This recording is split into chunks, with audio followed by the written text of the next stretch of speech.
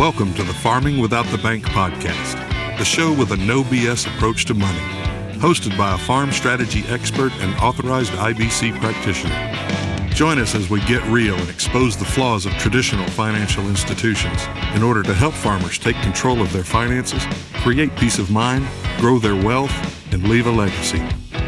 Now, here's your host, Mary Jo Ehrman.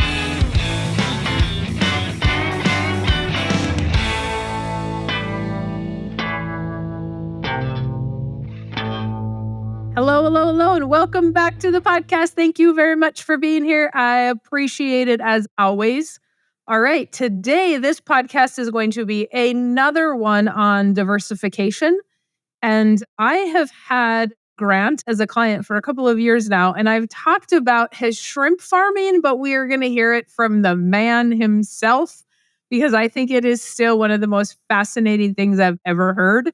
Somebody shrimp farming in Nebraska. And the fact that it can even be done on dry land. So we are going to talk about that today. But again, this is a series that I'm starting, you guys, with diversification of stuff. So if you know somebody that's doing something kind of cool and you think that it would be somebody good for me to interview, let me know. And I would be happy to look into it. Not making any promises because I'm picky about who I have on here, but I will definitely take a look. So thank you, Grant, for being here. I appreciate it. Yeah, thanks for having me, Mary Jo. Yeah, you're welcome. So Grant's a busy man. He just got back from some Farm Bureau meetings. He's like running late. He's doing all sorts of things. He is not just a guy that's like, oh, I'm just going to, take it easy today. That's that's not Grant's way. Yeah, I don't think that's in my vocabulary. Nope. So it is super fascinating. The first time that I talked to you, obviously, I was fascinated with the shrimp. And we've talked a lot about it since and how it's going and what's going on. And so in addition to the shrimp, Grant has a purebred cattle operation as well. And then he's diversifying into shrimp. So can you tell us what made you go, oh, hey, shrimp, that's a good idea? So when I get asked, like, what got you into shrimp or why did you do that? So when I got home in 2014 from the University of Nebraska at Lincoln, I wanted to diversify. I spent 2 or 3 years looking around. That's when chickens were becoming kind of a thing. I had a lot of buddies more on the eastern end of the state getting into that. And I just couldn't pull the trigger. I'm not a chicken fan. I just think I could have done it on a day-to-day basis and been happy. So in 2017, I ran across an article about old hog farms being turned into shrimp farms all across the Midwest, a lot in the I states, Iowa, Illinois, Indiana. And from there, I spent basically 3 years kind of researching it. Can I do this? Do I want to do this? Finally decided that yes, I did. So I ran to Indiana, toured a farm there, spent a day with them. They also got me some consulting going forward and got me started there in 2020. So we are coming up on 4 years in April that I've been doing this. So April 1st of all days, April Fool's raising shrimp. No, it's a true thing. So I always think that's kind of funny that's when I got my first batch of entails. So I guess that's kind of a long answer to that, I guess, but I just wanted to diversify. I wanted something for myself, something that was my contribution to our operation. And So are you farming with your dad? Yeah. So my grandpa was kind of phasing out as I got home. My dad is a manager on the place. I'm the only one really full-time on the place. My mom helps me out. My dad has a full-time job. He's a chemical salesman. We did that for years. That's what I grew up doing. So I'm the crazy one. I'm the 6th generation, but I am the 1st generation and a couple to come back to the farm full time. My great-grandfather started an aerial spraying business in the 60s. And so that's where my grandpa went. My dad followed in those footsteps, and we sold that business in 2007. And dad went to work for the company that bought that. And so, yeah, like I said, And so the cattle are yours together with you and dad, or are those just yours too? No, with my dad. My grandpa still owns a few, kind of phasing him out yearly. He kind of quit buying the replacement heifers because we were running the whole place. So instead of he didn't really, and we leased his cows. So then every year we would put our replacements together and he would buy his percentage back of bred heifers. And so that's kind of how we started phasing out in the last 2 years is we don't sell him any more bred heifers. And so we're just slowly making that transition, trying to make it as smooth as possible. So the shrimp really are your thing. Yeah. And you started them in 20, what'd you say? 20, I think, right? Because this will be my 4th year. So yeah. 1, 2, 3. Yep. 4. Yep. Okay. Yep. So how did year 1 go? Year 1 was, I remember the first 6 months just being like, what did I get myself into? Can I ever get my head wrapped around all of this? And after 6 months, it started to become kind of more natural, the test and the water, and you could see changes. You didn't have to just rely totally on like the tests that I was running, the ammonia, the nitrites, all that. Like you could just kind of tell. And it just got better, I guess. From there, I kind of told you before we started, it got to the point where I maybe wasn't spending as much time at it as I needed. So that's where I've been here lately is trying to, get some other things taken care of, get it off my plate because it just can't, you just can't do it all. And if you really have to focus on it, and that's really where I'm at, I'm looking to expand and focus and really see it grow. Well, and if the listeners listen to the podcast that I did with the Nelsons, they will hear us talk about the fact that you can run multiple businesses at a time, but it's hard to start multiple businesses at a time and start them at the same time. And before we started, we talked about the fact that Grant was trying to start everything all at the same time. And so it's hard because one is going to do better than the other, or they're both going to fail. And eventually you have to get that in order. So you're figuring it out, Grant. You're figuring it out. But Here is the thing that I think is kind of fascinating is like in the plains, we don't have an opportunity for fresh shrimp. And so what is that like? Like, are people wanting it? Is it a fast sale? We're going to talk about the challenges more too, because not everything is rosy. Shrimp dying and bacteria and whatever else you got going on. But what is the desire for fresh shrimp like? So once I've actually built a little bit of a clientele up already. Once they tried it, they got over the price. It's extra. It is. And so once I kind of got them over that and the word of mouth, and I haven't put any into advertising, and I usually have pounds on the book that I need to deliver on. And it's been good that way. Once I kind of got things rolling, it's been pretty smooth and they really do enjoy it. And one of my big pushes is to get it out there more. I also just need to have a steadier supply. There are some customers in the Midwest, it's a monthly thing. Like, it's just one of those things. Like, I order in shrimp and I've ran into multiple people. They import it from the Gulf or Florida or wherever. And it's like, yeah, I just do it monthly. It's just something that is a little bit of a treat every month that we do. And so I've ran into people like that. And so I just need to get to where it's a steadier supply for those guys. So who are your clients? Is it grocery stores? Is it restaurants? Is it households? Households. So I'm rolling it right out. Really? Yep, I am. I tried grocery store for a while. I probably went about it the wrong way. I need maybe a little more advertising. Also, why I think it failed is everyone was just curious what the heck that crazy guy was doing out in the corner of the county. And so they'd rather drive out to me to buy the shrimp because then they're like, I want to stick my head. And I'm like, yeah, tours. I love to do that. So the grocery store kind of went away because it just failed because everybody wanted to come out here. And so I think going forward, that could pick back up. But everyone... So they pick them up from you? You're not even having to deliver? No, maybe a little bit. Like, my parents live in a different town. So like my mom's up helping me at the farm, oh, so-and-so wants, 5 pounds or whatever, 2 pounds. And so I'll get them and she'll take them down to Bankman and they'll come get them from her. So yeah, that's about as far as our delivery really goes. It's convenient delivery. I really thought, because you guys are how far from Denver? 3 hours. So what's your nearest big city?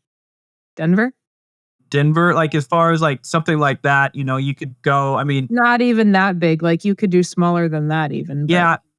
How far is Walmart? Walmart would be Ogallala, and it's one of the small ones. And so that's about an hour. Okay. Hour. So you don't even have to go that far. How far are these people driving to come get their shrimp every month? Most of them are pretty local. They're driving 30 minutes to an hour, when they were coming to see me. So. And how do you notify them that you have shrimp? Or do they just reach out and say, hey, I'm out of shrimp and now I need shrimp? That's what it is. Everyone gets a hold of me. I've been pretty lax on my marketing and my logistics side. I'm not going to lie there. But it's been easy. I haven't had to develop a lot of that yet. I mean, I've got some stuff developed and then ready to put in place when they need to be put in place. But right now it's just kind of rolling right off the shelf. That is crazy because they want it so bad, they'll reach out to you. It's not like I have a ton of clients that are doing direct to consumer on the meat side. And nobody's reaching out to them saying, oh, hey, I need hamburger. I mean, I shouldn't say nobody. Yeah. But a lot of people are having to reach out and keep that supply chain going. Mm-hmm. But it's so easy to just go into the store and get beef that it seems like a little more competition. I mean, I can just go into the grocery store and get shrimp too, but why are your shrimp better than the grocery store shrimp? So I'll try not to get on too big of a soapbox here and everything on that, but I'm old on soapboxes. Grant, are you not listening to my podcast? That's very true. So I won't go too long, but my big deal is I always start with, we import 95% of our shrimp into the U.S. They're coming from basically two countries, Thailand and Ecuador. So the two things they're doing, labor is a lot cheaper there. So that's also part of where that cost comes from. They're also loading it up with preservatives because you never know when that shrimp starts. By the time they get them over here from Thailand, it could be months before they get over here. So you've got that. The other thing that they're doing is using antibiotics and hormones that are illegal in the U.S. And so we're importing that. And so it's just crazy to think that. So that's been a big part of my deal is I'm going to have to educate on that. There is a difference in this product.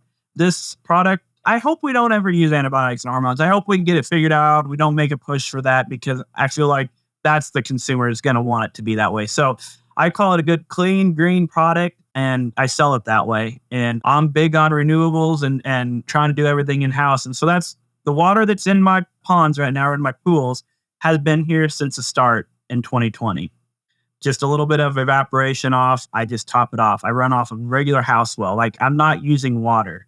I live in an area where we do irrigate, but we're allocated. Like, we have a lot of water, but we aren't allowed to use it. So that was one of the big deals when I got started. I couldn't have a flow through aquaculture system. I had to have a RAS, which is a recirculating aquaculture system. Oh. Use a biofloc system. So I am using a biofilter to deal with the waste. I'm not mechanically stripping that down, trying to add oxygen back in and all the nutrients and all that. So that's been the challenge of it too, is learning the science. But what it's doing is it's mind boggling to me, and how much more I don't think we know yet. I'm just thinking about using a methane digester. Okay, can I put that into place? I have to heat my water. They don't have to do that in Florida because the temperatures are more neutral there. They can do without it. Here, obviously, we have to heat the water and keep it at 29, 30 degrees Celsius, which is about 85 degrees Fahrenheit. So pretty warm when I walk back in there. So can I collect methane off of my shrimp waste and feed it back into my water heaters? One more thing. Even if I can't do it yearly, can I take 1 or 2 months off of my gas bill by doing that? And so I think the sky is the limit here. There is so much untapped resources, and the technology is catching up to it finally. So the next So year, are there any other people doing it the way you're doing it that you can learn from? Or are they still in a climate where, or are they in an environment where they can have the flow through water that they don't have to worry about that system? So with shrimp, there's not really a true flow through system. Most of them are kind of recirculating in a way. There's some other cooler water aquaculture deals that they do a flow through. But one of the things I guess you could do the closest to, like, you get down into Florida, they can get permits to go get ocean water. As long as they don't get more than X, they don't get charged for it. keep bringing that water in and recirculating it through their system. So I have disease issues and different things. Also, I had ionic balance that I'm still learning about, trying to totally understand. But shrimp use calcium and whatnot out of the salts that I bring in to make my seawater. So I'm learning a lot there and what I have to do to keep that water, perfect. So where are you getting? I talked to a guy a few years ago that sells ocean salt as a fertilizer. Do you use that kind of stuff for inside your water? Not that. I don't think specifically. I'm trying to think of the Oh, kind that I haven't ordered salt for a while, but it comes from the East Coast. I can get it oh. in boxes or in tote bags. So, but yeah, So when you started, I remember that. Oh, I have one question first. All right, so are your shrimp? Because that was a pretty short soapbox, by the way. yeah, Are your? I mean, you gotta do better if we're gonna be competing here. Are your shrimp then bigger than the shrimp that are coming in, or are they bigger if they've got the added hormones and those sort of things? so they're not any bigger. I mean, you can kind of harvest shrimp at any stage. I mean, we get Oh, right or and there's just the different sizes. I try to set myself apart by getting them as big as I can, and that it's about 120 days. I've done them a little bit less. That goes with the stocking rate, changes their growth rate. There's a lot of different variables, but overall I'm trying to get them as big as I can. If I can get them down to with their head on, if they're doing anywhere from 16 to 20 count to make a pound, that's usually my goal, is to be down in there, kind of that jumbo size that everybody, likes. so do you make more the bigger they are, or do you make more if they're smaller? Like on a yearly basis. I mean, if I went smaller, I could Yeah, turn over quicker. right. The bigger there becomes kind of a point of diminishing returns. Like, I mean, they Oh. do start to slow down on growth. So it's kind of like balancing that. Like, okay, if I go another 2 weeks, am I going to get enough growth to justify the feed that I'm putting in there? Health of the water. Will I have death loss by trying to push on them a little bit more? And I don't know that I really know the answer to that. Like, I could just spit out a bunch of numbers for you to know. Does But the taste differ then? I haven't really been told. I've had a few different. I don't really taste the difference, I guess. It's not like they get too old. They get a little bit. Shrimp are just kind of a little bit shorter life cycle anyway, so they kind of do it pretty quick. Where it So really, when they get too big, they'll just die on their own. they kind of can, especially if you don't take care of them. I mean, the breeding stock that they use, I don't know exactly how long they last, to be honest, but I know quite a while, and Oh. they're probably going through a little bit different deal. They're not also in a tight area where they're swimming next to each other like this. They got a male and a female and over in a tank by themselves, and they got all the room to Oh. totally Yeah. different application there. But Okay. no, I'm going to say the biggest deal in the taste, and that's the thing I struggle with, and I finally learned how to cook shrimp. I mean, you go in the Midwest, you order a steak, and someone says, "Well done." Most of us are going to go, "What are you doing? You're ruining a perfectly good steak." I mean, I'm not saying everybody, but a lot Yeah. of them go, Most people, if you have a well done steak, I'm not eating it. yeah, medium rare to rare here, if you ask me, Same with shrimp. If you go too long in a lot of seafood, and us Midwesterners, that's just how we do it. Like, gotta cook it. And it's from a thawed state, I'm taking to cook a shrimp, I'm talking like not even maybe a minute and a half. Like, if I'm putting it in the pan and frying it, searing it, doing that, like maybe a minute and a half, like 45 on one side and just over 30 on the other side, and get it off or it starts to turn to rubber. So that's the other deal that we're Ah. okay with that. We think that's normal. And so we're like, well, if you cook it like that, well, it tastes just like it does at the store. There's not, difference. Well, it's all on how you cook it and prepare it too. Mhm. That's interesting. Okay, so when you started, I remember that you just had like Walmart pools. And then you learned that that was an okay system, but it probably should have been a little bit better. So I think, can you walk us through just this, not necessarily the setup for like what maybe would be an ideal setup, but then I know that it also took you a long time because you had to have like bacteria and stuff. Yep. So like, what does it take to just get started? Mm-hmm. So the system I have now, I still have the same one that I have the round pools. Those are going to work. They're still operating. I haven't done my expansion yet to the long raceways and grow outs that I want. But these round ones really will work really well for that nursery phase for about the first 30 days. From there, I want to take them out into the grow out to the raceways. I've changed the pump. Right now, I'm using like a forced air that I'm blowing into an air stone, and that's how I get my water circulation to go around and around. And I've kind of tweaked it a little bit, mimic some of my grow outs, but my grow outs then will be where the water will actually come out, go through a pump, come back in through a venturi. That's how I will oxygenate the water. I can get more oxygen into that water to sustain the higher levels of numbers. And I can also, with the raceway, you can get more flow, keeping all those solids. Doing that, the biofloc, you got to keep everything in suspension. It'll settle out quicker than hours. It's starting to settle out. If the shrimp go down to the bottom and get that, it'll plug their gills and they'll die.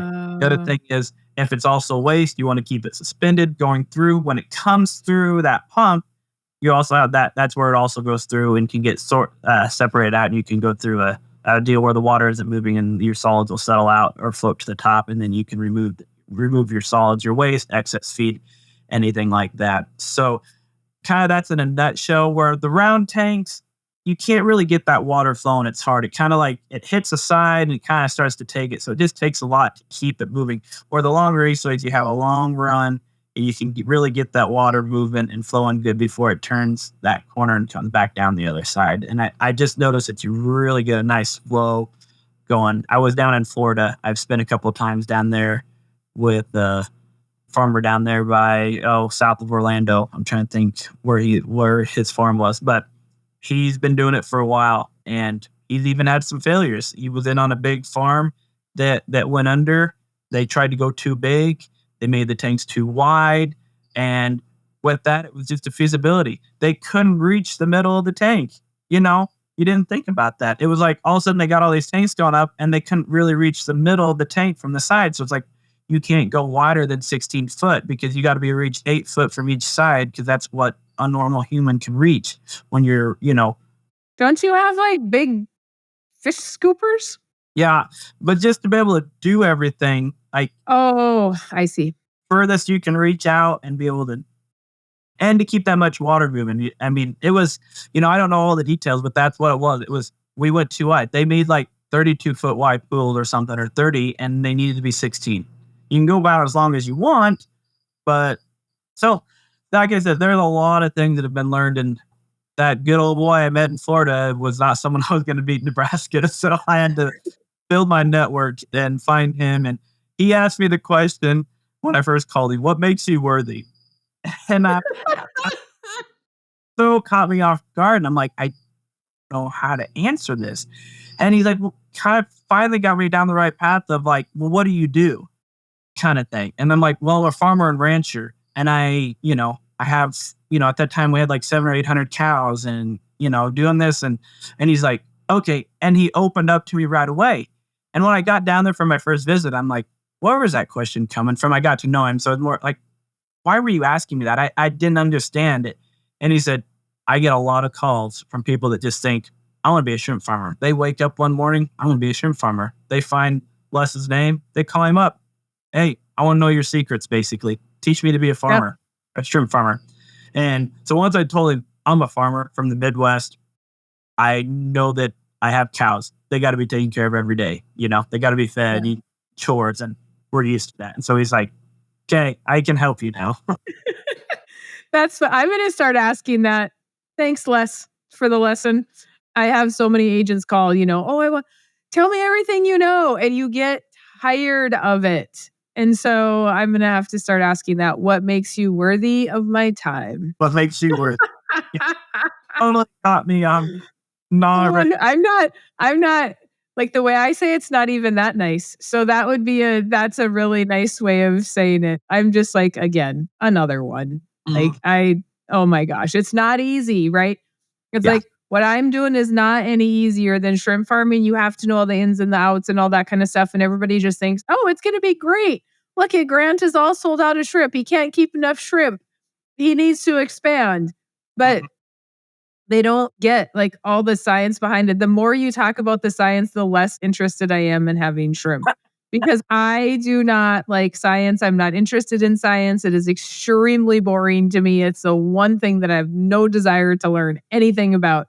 And so it is like anything like that. I just give it to my father-in-law and he's like, oh my gosh, I love it. That's so fascinating. Yeah. Because he loves science.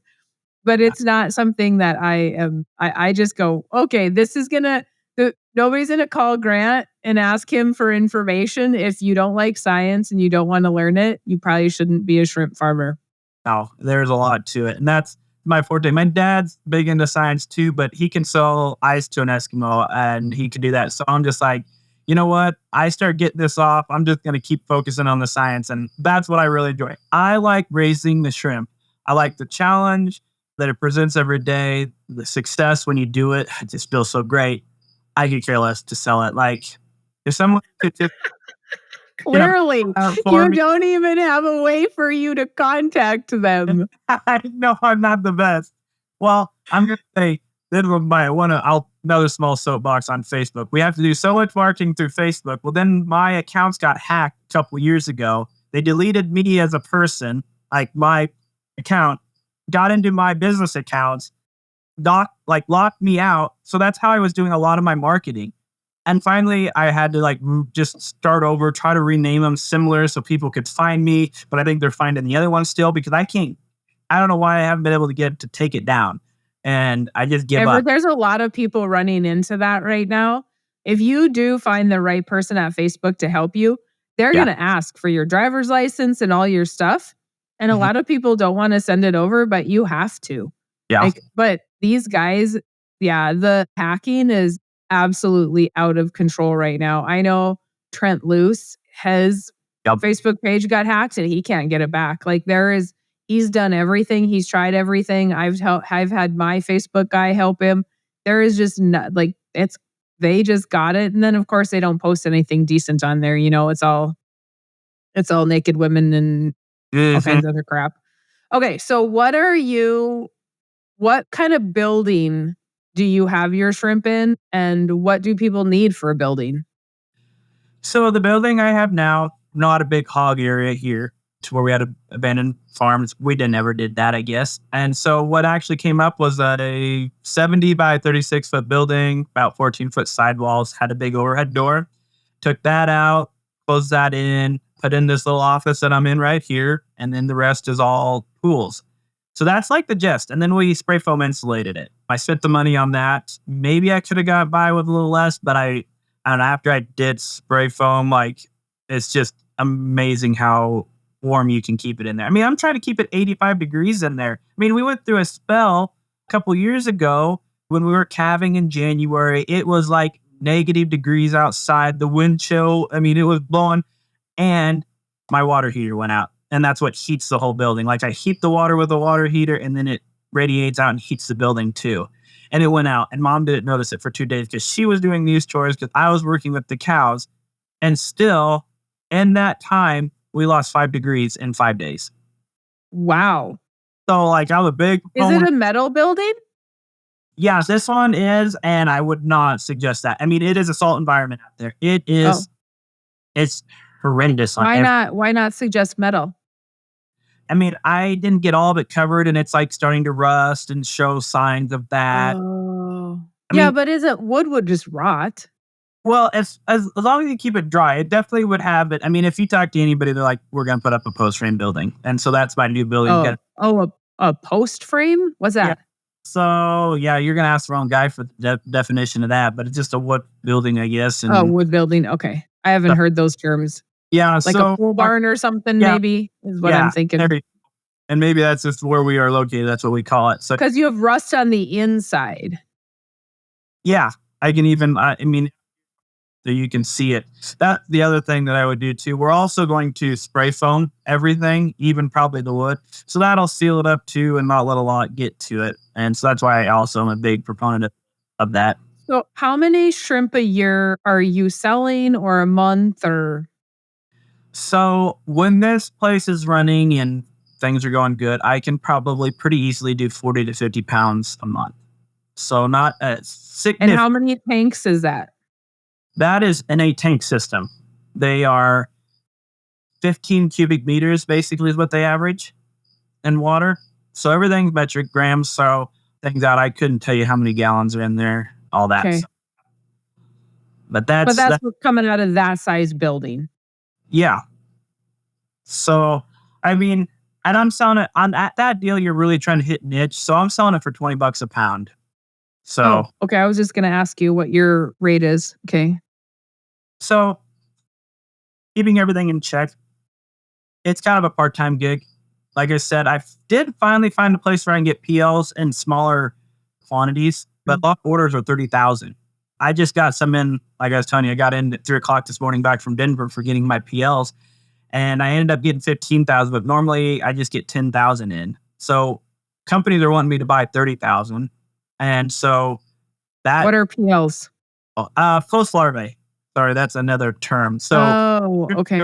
through all those till they're actually post larva stage, and that's when they're sold. Is they're about 10 to 12 days post larval, and then from there on they're just kind of considered PLs at different stages Oh, okay.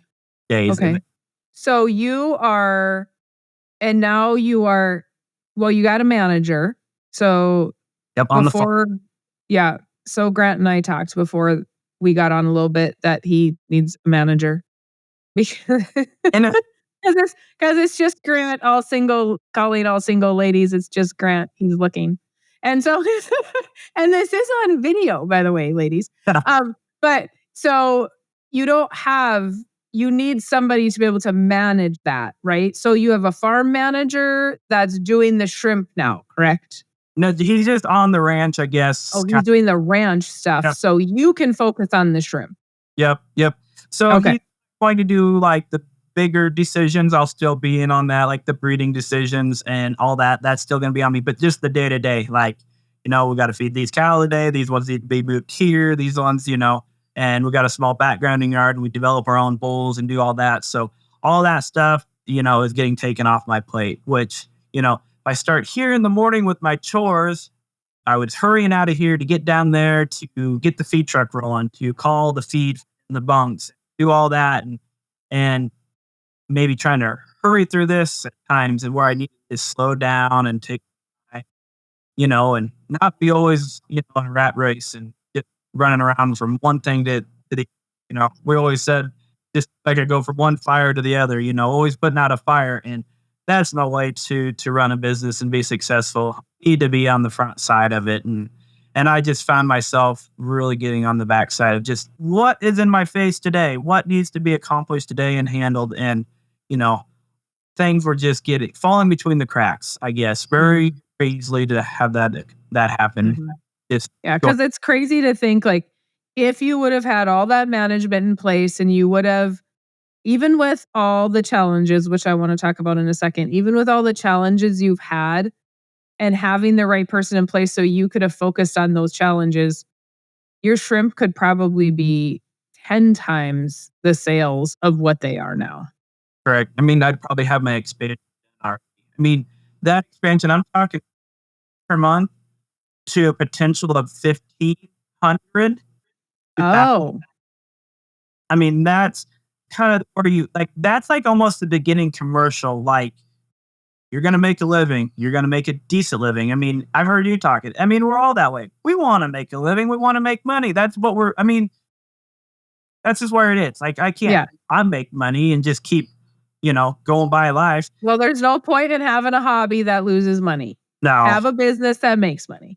correct. And that's where I'm at right now. I probably shouldn't say this. You already said I'm single and whatnot. I live in a camp just right here, to be honest, is where I'm at. That's what I've done. I've given up my house for hired help. I live in a camper so I can get my shrimp going off. And someday I want to move out of that camper. I do not the rest of my life. But it was a sacrifice I made to try to get this business up and running. And so I could be right here. I could start and end my day at the shrimp barn. And so probably Well, Grant, if somebody is like, hey, I'm her, She's the one. If she's willing to live in a camper, she's the one. In Nebraska in the winter. It is December. It is December now. You find them when you got nothing. Yeah. And if they love you, then it's golden. Yep. It only go up from here, right? Yeah, exactly. So what have the biggest challenges been? Because I know, like you just said, they'll eat themselves. Yeah. Like, what the heck? That is one thing I guess I didn't do my research very well. I was sold on I want to raise shrimp, I think, because they're one of my most favorite seafood. So that's like, I like salmon a lot too. That's another one that's highly raised and farmed in the U.S. and high on the consumption. I think shrimp is still number one on pounds per year.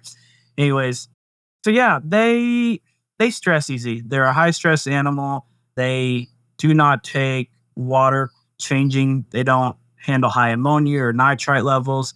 I've seen tilapia in tanks, and I'm like, if they took them out, I don't think there'd be but this much water in the bottom of that tank. They're perfectly content to be like that. I mean, and I always say it, shrimp are like kids that, like, if they look at each other wrong or whatever, they're going to be fighting, you're touching me, boom. It's just, You're looking at me. you're looking at, you're breathing, right, whatever. That's kind of how kids roll, Shrimp are totally that way. I mean, anything, and they're on for a fight. Feed isn't delivered right. Water quality gets bad. It starts to turn stress, and they'll turn off. Perhaps you need to have a relationship with them and go in and talk to them every day and be all nice. Maybe some music in there, Grant. Hey, I've played in some Husker football because I was a big Husker fan, and so maybe that's the issue. I've showed a little bit of that here lately. That's had. You know what? That's not actually probably that funny. I think I just heard someone talking about putting music on for their plants. Yeah. Like it helps their plants grow in their greenhouses. Yeah. Yes. Well, Somebody was just talking. I was just listening to something, researching something. I kind of heard the same thing. Well, I mean, I just think when we wean calves, noise always makes them better. Dad was always big on that. Like, he loved to have a stereo playing when we wean calves and make noise. So I don't know. I guess there's a little something probably to it. Put a little classical music on for those shrimp and see if you can calm them down. Yeah. But so there's just a lot of challenges. When you went to the first training it was Illinois, right? Yep. Indiana. So when you went to that training, did you leave with all of that information that, hey, these are like all the negatives, or were they just selling you on the positives so that you could go home and figure out all the negatives later? No. And they did. I'm trying to remember exactly, but no, they did not paint it as sunshine and roses and just okay. Great. And they did. And I think I just remember leaving that meeting feeling overwhelmed. Like, I've got to process this. I was just writing everything down, right as fast as I could. And they're like, you got questions? And I'm like, I don't know. Just like, I probably will. I'll probably like go home to the hotel because I wasn't leaving that day. And I said, I'll just start writing things down. My mind will finally start to process and catch up, and I'll be shooting emails. And I'm also big on, I learn better by doing. I can, I got through college. I can memorize and forget, move on. But I didn't never really probably truly learn some of the material. I've really started to learn the material with this now by doing it. And, I call them failures, and someone, reminded me, they're not failures. They're lessons, or, you learned what not to do, or you can't. It's failing forward. It's part of life. If you fail, you learn. If you don't fail, it means you didn't try. Yeah. You're not pushing hard enough. You don't have a few little failures. Right. Whatnot. Right. And so it's not like you're breaking even now. It's keeping you afloat, but you're still in that learning process. And that learning process is taking a little bit longer. So what people can learn from your failures is don't start two businesses at once. Yeah. And if you're going to do it, focus on it. But where do they go to get started? Like, what would you tell somebody that wants to get started? But obviously, what makes them worthy to call you, because you're a busy guy. So where do they go before they reach out to Grant? So here's what I don't want you guys doing that are listening. Don't freaking blow up Grant's phone because you think you want to do this. Go do some research prior, just like I make you read the book before I talk to you. Go do some research prior and as much as you possibly can. And if there's something you can't find, then give Grant a call possibly, but don't take up all of his time with just general questions that the good old Google machine is probably going to help you with. So with that, where do you suggest that they go? All right, I'm going to start with Google. I wish I could think of some key phrases I've learned over the years that really help that. Purdue University has some good information. Let's see here. What is it? Is it Western? Oh, good Lord. No, it's KSU. It's Kentucky State University. Same as I always have to remember it's K-State. But Kentucky State University also has a lot of stuff on aquaculture and some videos with some different things that you can go, other than just strictly Googling. From there, like if that starts to entice you, this is called the Shrimp Bible, as I call it, right here. Sustainable biofloc systems for marine shrimp. This right here, it can put you to bed too. But this goes over everything. I mean, and I still use it to this day. I haven't totally got it covered, but it goes from biofloc to shrimp biology to feed, the different stages, how to harvest, the economics, everything. And that was done out of Texas, guy down there. And that's another really good one from there. And this book is probably even better than calling me. Call me for like how do I get started? Well, I do a lot of tours. I always tell kids, don't be afraid to be told no. Because I was told no by a bank, all sorts of people, and you're crazy for wanting to do this. And so don't be afraid to get told no. So when that time comes, if you go through that book and you have more like, I want life lessons, I want the raw, then give me a jingle, shoot me an email, we'll get all that info at the end. But from there, then I can kind of talk you off the ledge, I guess, to do it. What did it cost you to get started? I didn't even think about asking that question. The what? What did it cost you to get started? So let's just not say, let's outside the building. Like, what is the cost? Because you just said the bank's not going to want to lend you money, which I didn't, Mary Jo, how are you going to get started? I just remember kind of being a low cost of barrier, but. So, I kind of called this, and the building's probably not truly all the way in there. Maybe some of my upgrades are in there, but it was about $250,000. I think it's, where I was, well, that's not a low cost of barrier, but. So that's one of my big deals too. And with working with you also, one of my favorite jobs in this job is doing my tours. I love that. I have had FFA groups, 4-H groups. One gal said it when she reported for a paper. There are a lot of guys, kids, growing up, and they're, she brought a few up in our community. They have a big feedlot. They have a big farm. That's what they're going to do. But for them to just come see something else, and maybe it'll intrigue them that they want to do that. But just to know that there is some more diversity out there. And so I love giving tours. I love hosting kids out here. And so that's how, keeps me going. And I always tell them, don't be afraid to fail. Don't be afraid to be told no.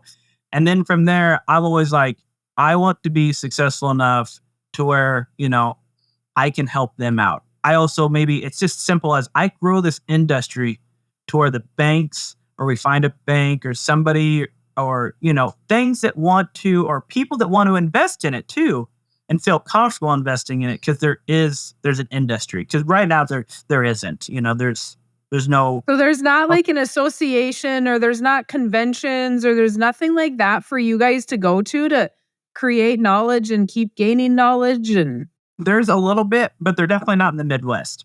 Purdue right.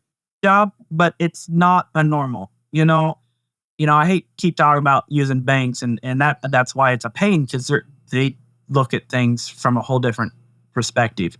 But they're like, in our neck of the woods, cattle, corn, and soybeans.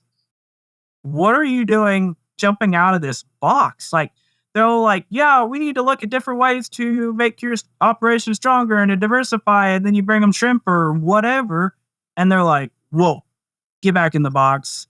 Right. Yeah. Because shrimp's not good collateral, Grant. No, They it's die not. in 120 days, dude. Uh, I don't want them. and the, Nobody wants your tanks. Like, no, I mean, in the bank's defense, and we all need banks still. I'm not against them, right? But yep, in the bank's defense, there's nothing there for collateral, and they're really putting it's you. You're the collateral and everything in your brain. And that's far too risky. Now, if the banks did understand it, they would just say, hey, I need you to buy a life insurance policy so that when you do die, I get my money back. But at the end of the day, like they don't have failure rates. They don't have anything. Because how many people in the Midwest are actually, and I don't even want to say the Midwest, but plain states? How many people in plain states outside of the perimeter of the US with ocean water growing shrimp? How many shrimp farmers are doing it like you? I On mean, dry land. there's a few, but let's just go. I can tell you Nebraska specifically.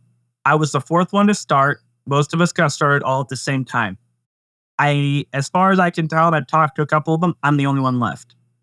They have all gotten out. It wasn't for them. The struggles, They didn't like science, probably. yeah, like I woke up, I guess, and wanted to be a shrimp farmer, and it wasn't. I don't know. Everyone has their own issues, and maybe it wasn't quite for them, and there are days where I get pretty frustrated with this, but like I told you before we started, I'm stubborn enough and I want to make this work that I'll probably figure it out.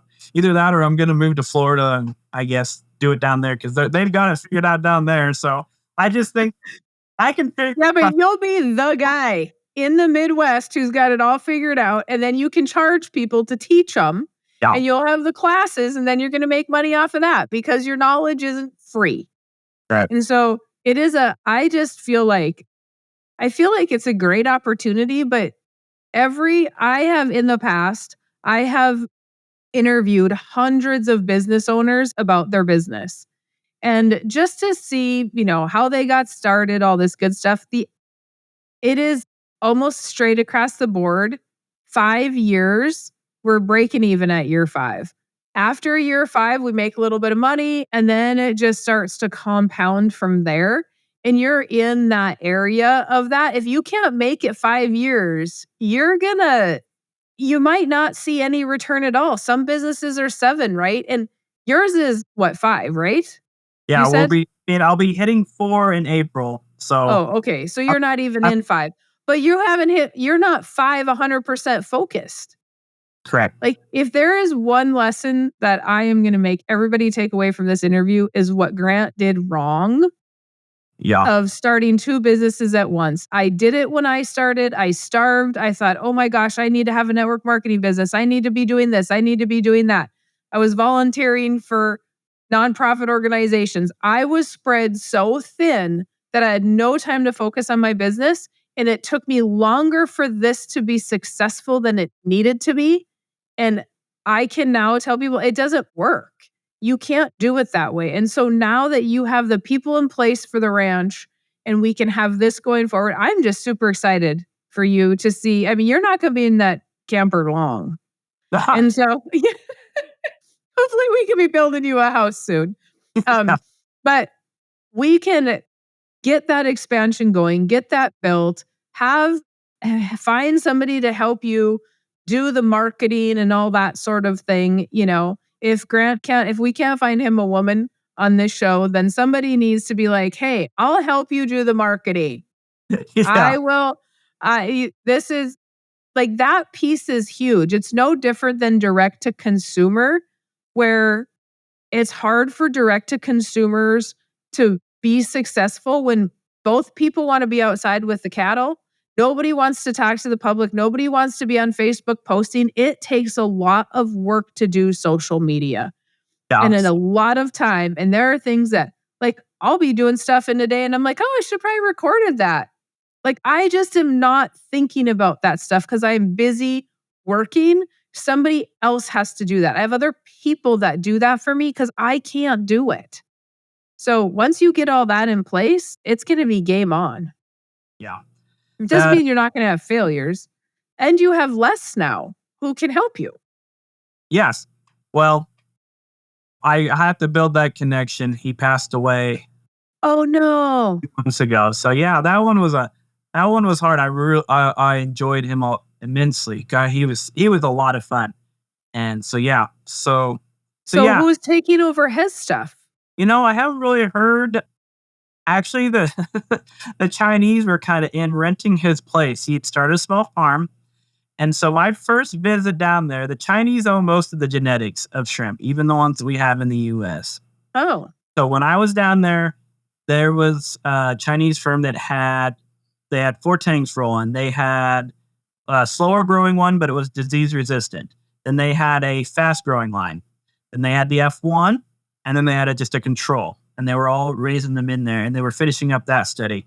When I went down on my second trip, they were still kind of in. Some other guys were totally taking over the control and doing it. And so there was a lot of hush-hush secret. I kind of was able to go around. But yeah, that's another weird thing in this whole shrimp industry is that the Chinese own most of the genetics. I mean, surprise, surprise on And that. they're already getting their fingers into the US shrimp, US land owned, like the people that own the shrimp farms in the US. Yeah. And yeah.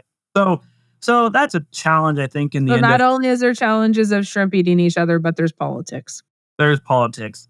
And the Yeah. fact that it is hard to go through that nursery phase. If our industry continues to grow like they think it's going to, there's no way there's going to be enough PLs coming into the marketplace to go into these new farms that are wanting to come online. I mean, there's another one. Here's something for your research, guys.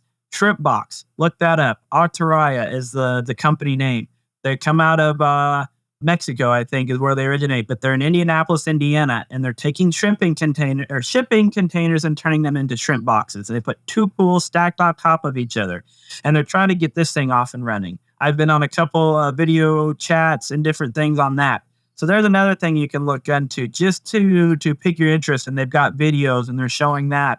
I mean, this industry is on the ground floor, and Wow. and it's a good time to get into. I think anything aquaculture, I think shrimp is really coming, but it's coming, I guess. But there's a lot of things that are going to have to take place. And one of the main ones is the nurseries. Like, we're going to have to produce more PLs to go off into these farms to be raised. Well, that I think is a great spot to stop. And so, Grant, if people, after y'all do your research and you need Grant, how can they get a hold of you?